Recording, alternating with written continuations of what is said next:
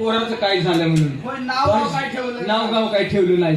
पुढे काय झालं सांगितलं नाही. तेव्हा त्या बाळाचे लहानपणी नाव ठेवले बालू मामाच्या कृपेने. 27 महिन्याने बाळ जन्माला आला म्हणून बाळू नाव त्याचं ठेवलं. बालू नाव ठेवलं. घुगऱ्या वाटल्या त्या टायमाला. महाराज तो बाळू 5-7 वर्षाचा झाला.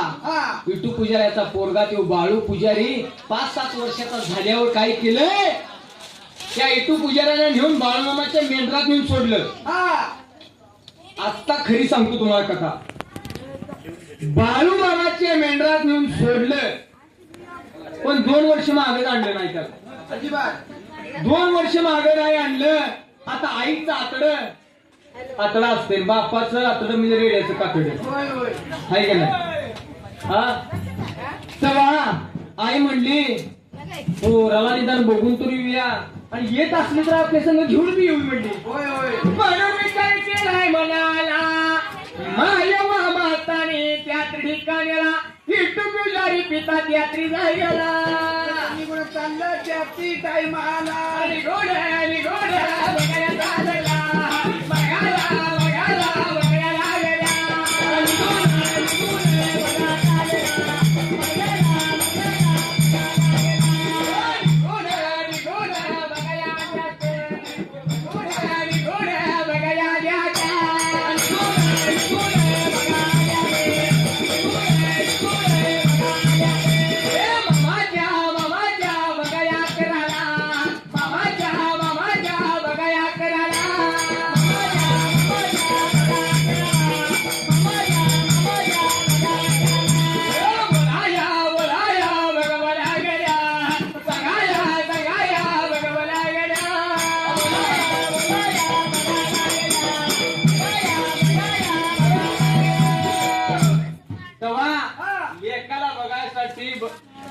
माता पिता गेले. निघून गेले त्या मेंढराच्या तळाला. बाळूमामाच्या मेंढराच्या तळाला निघून गेले मेंढीच्या अकराला.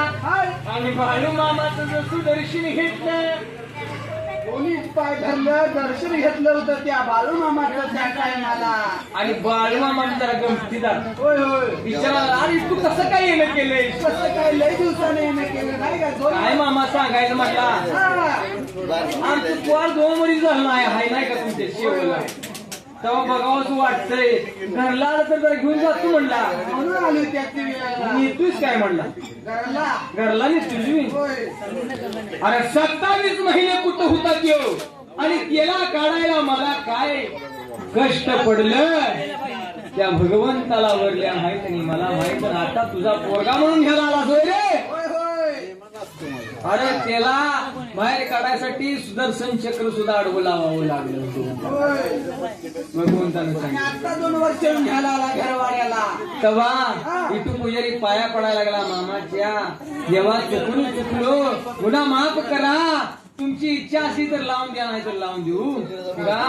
ह्यो इटू पुजारी माग गेला पण ह्यो बाळू पुजारी नावाचा जो लहान होता मुलगा तो 12 वर्षाचा. बघत बघत तो म्हातारा त्या मेंढरातच झाला. सांगतो तुम्हाला. सांगण्याचं म्हणजे गावाकडे येत जायत ते संपूर्ण आयुष्य त्या इटू पुजाऱ्याचं गेलं. आणि 2002 साली बाळूमामांच्या मेंढ्या आमच्या सांगली भागात वारणा काठाला पहिल्यांदा आलत्या. 2002 साली 10 नंबर. आता मला वाटतं 2 नंबर 10 नंबर बघायचा जो विकुर पुण्याचा बघा तो बघालता. आणि त्या बघामध्ये त्यावेळी तो बाळू पुजारी नेहमी असायचा तिथं कायमचा. आणि असली महालिंगरायाची ओवी असं म्हणायचा. ती सगळ्यातली ओवीकार असलंय. कसं असते आता बाळूमांच्या मेंढ्याला किंवा इथं भंडारा आहे तर ह्या भागातली जेवढी ओवी म्हणणारे असतात ते सगळी जमा होत्यात. आणि प्रत्येक जणांची चढाओढ असते की मला पहिली वारी मिळावी. मग माझी झाली की तुझी झाली की माझी असं म्हणजे सगळ्या आपल्या भागात तिकडं असतं. पण हा चांगला ओवी म्हणणारा असून सुद्धा कधी पहिल्यांदा म्हणला नाही. सगळी होऊन झाले सगळ्यांचं झालं की घोंगडी हातरायची खाली आणि खाली बसायचं.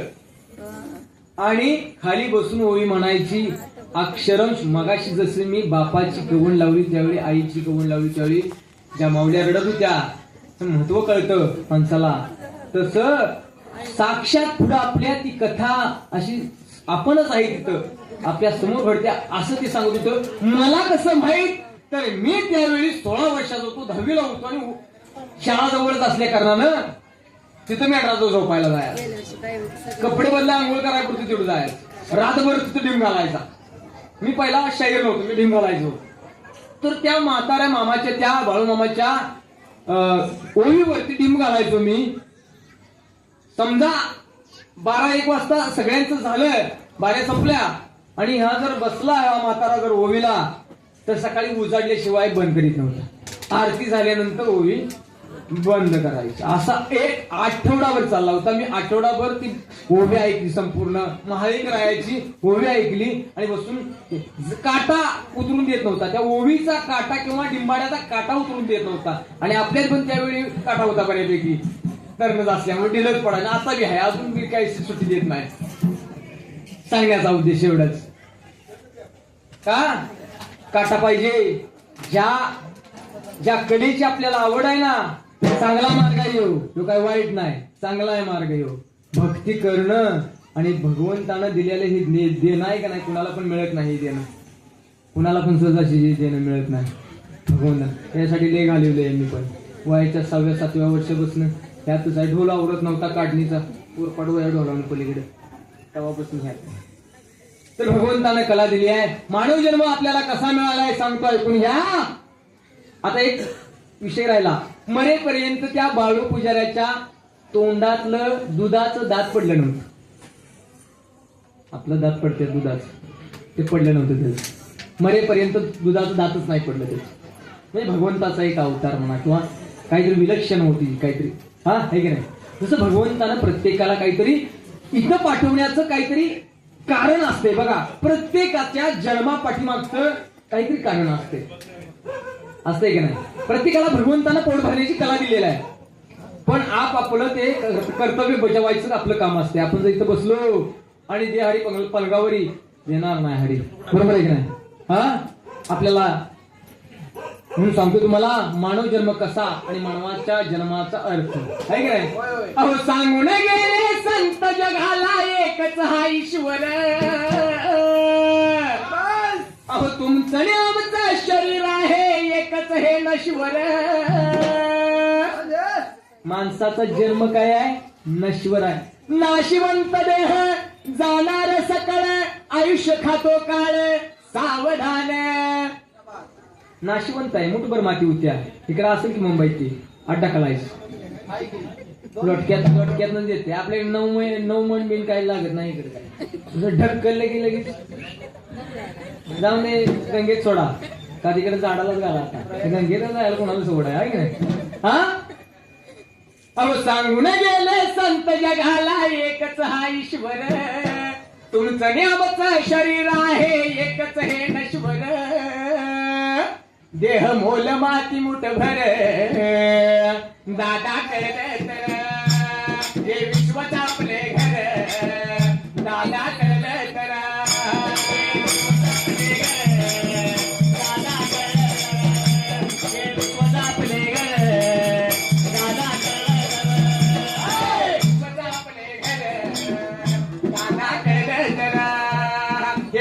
आपले घर दादा कर तर.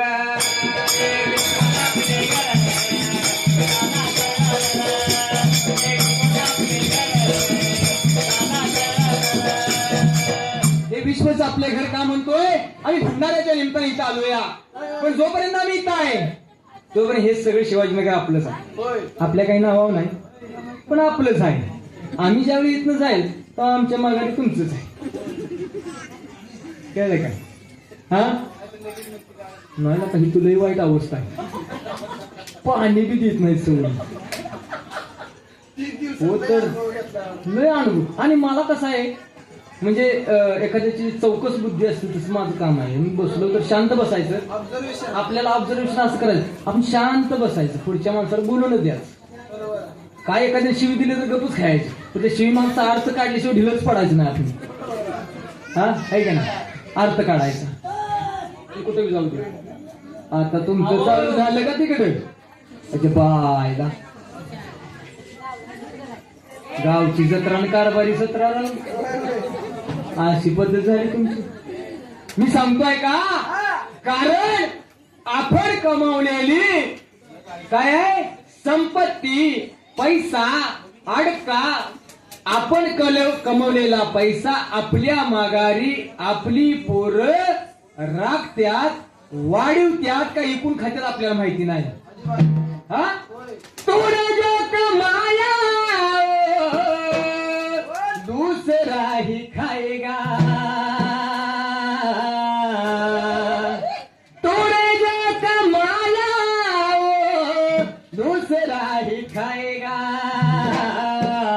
खाली हाथ आया है खाली हाथ जाएगा, खाली हाथ आया है खाली हाथ जाएगा.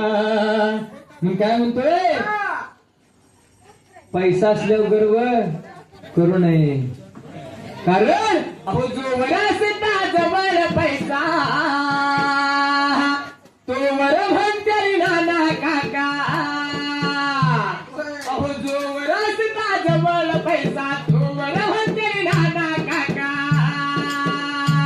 सगळा मायेचा बाजार, कारण ते सगळा मायेचा बाजार. आतमध्ये इथनं मगाशी माझा कार्यक्रम चालू होता तोपर्यंत मान्यवर गेले आतमध्ये.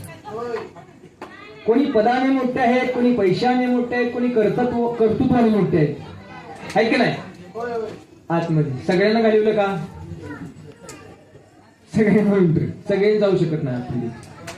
कोणी कर्तृत्वानं मोठा असेल, कोणी पैशानं मोठा असेल, कोणी पदानं मोठा असेल महाराज, पण पैसा आला काकद लुटकी बांधलाय का त्याचा काय उपयोग नाही.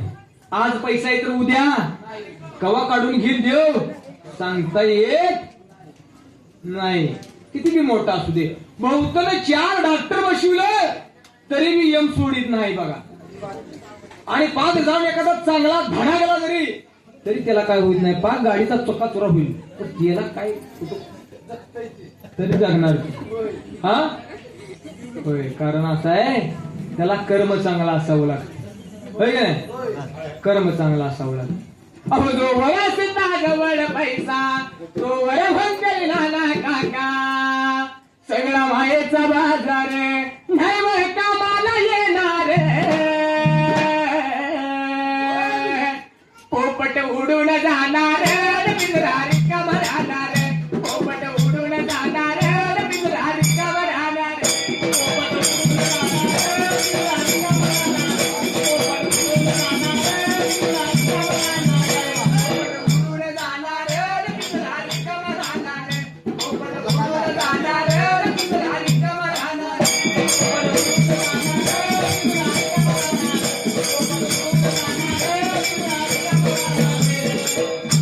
कारण ते पिंजरा भगवंताने दिलाय. मग सांगितले की नाही डिपॉझिट आहे आपले, देह 3.5 हाताचा पिंजरा बनविलाया,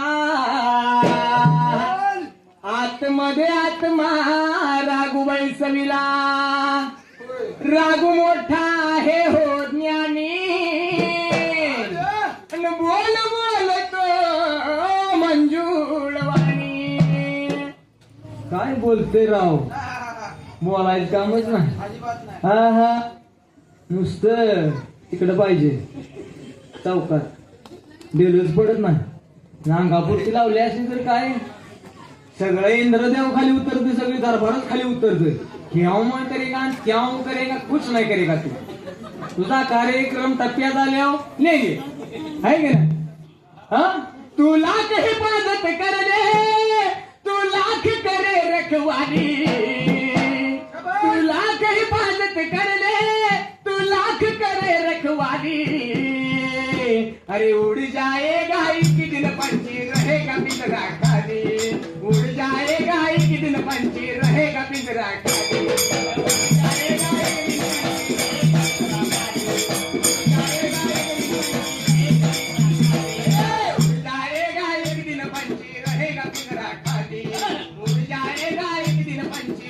पिंजरा खाली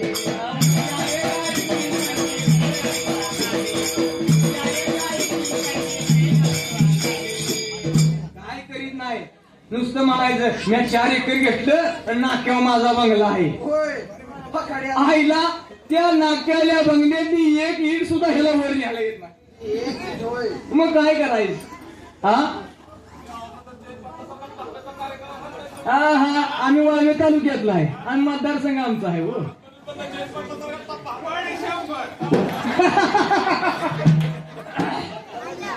हा?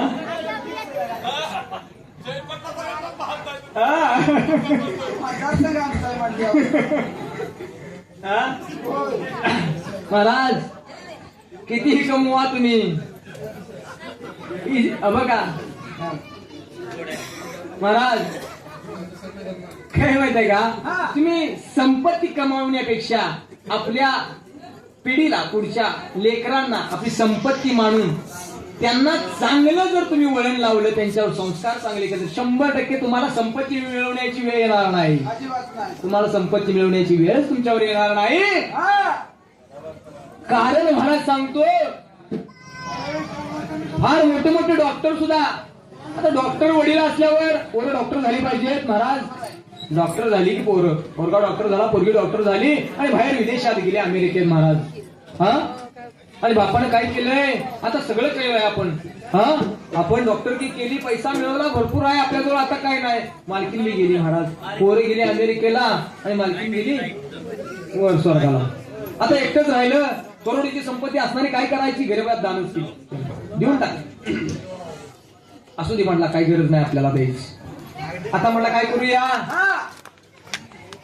तेव्हा हे ना वृद्धाश्रम घातला डायरेक्ट. आता पोरच आपल्याला सांभाळायला तयार नाहीत. पोरं न्यायला तयार नाहीत आपल्याला. मग वृद्धाश्रमात राहिला आणि वृद्धाश्रमात तिथंच प्रकृती खालावल्यानंतर मृत्यू झाला. महाराज मृत्यू झाल्यावर फोन केला लेकरासनी पोरग्याला आणि पोरगीला पण असं असं झालंय तेव्हा तुम्ही येशील का तुम्ही इकडं? काही येत नाही व्हिडिओ कॉल करून दावा कसा कसा कार्यक्रम घेता येतो इकडेच पैसे पाठवतो आणि तुमचं काय होईल ते खर्च ऑनलाईन पाठवू. म्हणजे असली आपण कष्ट करून तरी काय करायचं मिळवून पैसा तरी काय करायचा. शेवटी आपलाच आपण पैसा कमवलेला आपल्याच कामाला नाही आला. आपण जन्माला घातलेली मुलं आपल्याच मुलांनी आपल्याला नाही सांभाळलं तर ती मुलं जन्माला घालून त्यांच्यासाठी आपण काबाड कष्ट करून जीवाचं रान करून तरी काय उपयोग आहे? त्याच्यासाठी आताच आपण सावध झालं पाहिजे. मुलांच्या वरती चांगले संस्कार झाले पाहिजे. आई वडील काय आहेत आई वडिलांचं महत्व काय आहे हे आता आणि आपण आपल्या आई वडिलांना जेवढी किंमत देईल तेवढी पोरं आपली आपल्याला किंमत देतील. आपण जर आपल्या आई वडिलांना गावाकडे ठेवलं आपण इथं राहिलो त्यांची दुरावस्था केली भले गावाकडे असू देत काय हरकत नाही. आपण नोकरी करतोय म्हटलं इथं राहिलं पाहिजे. पण गावाकडे आई वडील आहेत ते सुखी आहेत का नाहीत?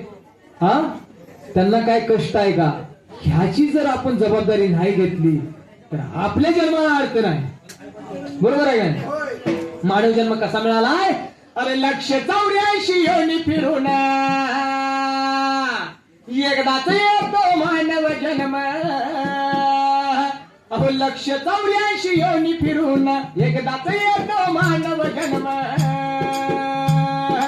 आल्या जन्माचे सार्थक घ्यावे करून मानव जन्म येणार नाही व फिरून.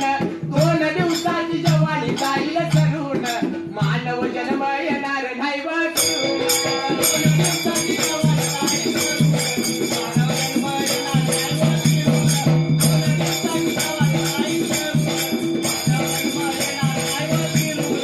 2 दिवसाची जवानी जाईल सरून मानव जन्म येणार नाही व फिरून.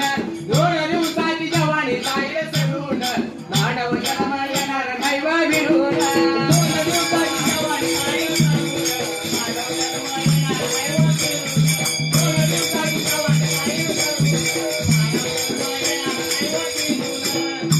दिवसाची जेवणी मगाशीच मी सांगितलं तुम्हाला. 2 दिवसाची जेवणी म्हणजे 1 दिवस आलो तो आणि 1 दिवस जाणार म्हटला सगळा मायेचा बाजा. माऊलीने काय म्हणायचं? माझं आता काय सुद्धा राहिलेलं माझ्या लेकाचं तेवढं लगीन झालं का मी नोकरी गंगेत नाहली मी होय होय हा भगवंतानं ती सुद्धा पूर्ण केलं बघा हा तेवढं तर म्हातारीने ग बसायचं परत म्हणा माझ्या नातवाचं तेवढं तोंड बघितलं का माझं झालं. बुडालीच गंगेत होय हा देवानं ती सुद्धा पूर्ण केलं आता तेवढं तर म्हातारीने ग बसायचं माझ्या नातवाला घोड्यावर बसलेलं बघितलं का हा. लगीन बी काय करायचं? आता तू जरी गेली तर नातू काय घोड्यावर बसायचा रात नाही नाही डॉल्बी लावतय नाचतय आपल्याला लग्नात आपणच नाचतोय दिलंच पडत नाही हानतय दिलं पडत नाही आता काय बघत नाही पाहुणं पै आहे सासरवाडीकडले आहे कोण आले लाजायची बिजायची भानगडच राहिले नवरे बी नवरा बी नसतो हा हा आहे की नाही कारण कोणी नाही कुणाचं आपण आपल्या जीवाचं कारण नाही रे नाही कुणाचे कोणी नाही रे नाही कुणाचे कोणी भाऊ कुणाचा बहीण कुणाची इथे कोण रे सगळे सोय रे अंती जाशील प्राण्या तुटतील धागे दोरे अंती जाशील प्राण्या तुटतील धागे दोरे नाही रे नाही कुणाचे कोणी नाही रे नाही कुणाचे कोणी मग काय म्हणतो महाराज अहो एक नाता नडवा तुका सांगून गेले या जगलोका